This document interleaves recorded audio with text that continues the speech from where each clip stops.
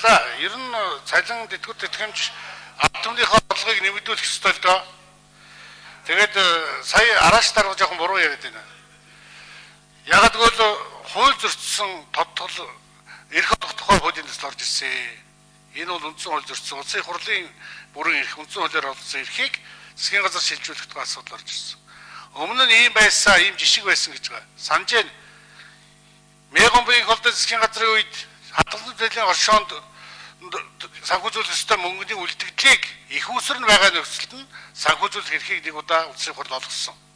Саяын өргөн барьсан эрх шилжүүлэх тухай асуудал бол орлогын тодорхойгүй, зарлагын тодорхойсон, төсвийн хууль зөрчсөн, үндсэн хууль зөрчсөн дүн нэмэгдэнэ гэж хэлж байгаагаас илүүтэй үнэ нэмэх сонирхолтой улсууд цаан чинь тэр сурталчилгаа байгуулад эхэлсэн. Цалин тэтгэвэр тэтгэмж нэмэх гэж байна гэдэг.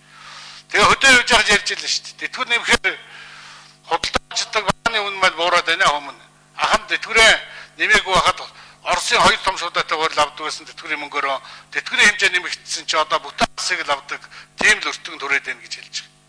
Тэгэхээр энэ талаас нь одоо нэлээд сайн анхаарах хэрэгтэй. Сангийн сайд түрүүн бас буруу юм ярьж байгаа. Тэр Монгол банк ихэнхийн бараг инфляцийг хариуцдаг шиг. Тийм байхгүй шүү. Тэр инфляцийг хариуцах хэрэгтэй.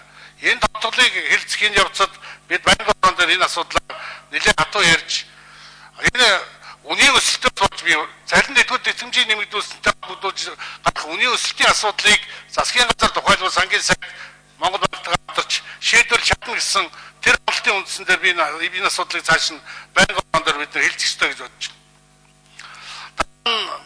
Сангийн сайд төсвийн банк орон дээр ажиллаж байхдаа улс орны хишгийг болж байгаа гэж цалин тэтгэвэр тэтгэмжийн нэмэх хугацааг өөрөө тогтооход энэ хугацааг давж батлуулсан хүн шүү. Өнөөдөр болохтой зэрэг хиний хишгийг бодоод цалин тэтгэвэр тэтгэмжийг нан олох тухай асуудлыг яаж орж ирж байгаа юм. Өмнө нь нэг үг тайлбарсан бол 3 тал хэлцээрийг би үнэлж оруулж ирж байгаа гэж байгаа. Тэгвэл Монгол улсын хуулийг зөрчсөн 3 тал хэлцээрийн тухай асуудал яриад байгаа. Яг хууль зөрчсөн гэж хэлж байгаа нь төсвийн хуулийн дээр хуульчлаад баталсан байгаа цалин тэтгэвэр тэтгэмжийг нэмэх хугацаа өөрчилсөн гэрээ хэлцээр өөрсдөө хийчихэд түүнийг өнөөдөр улсын хурл тулгаж оруулж ирэх тийм эрх зүйн боломж чадварч ёс суртахуун байх ёсгүй шүү. Гэхдээ энэ асуудлыг бид нар хэлсэн.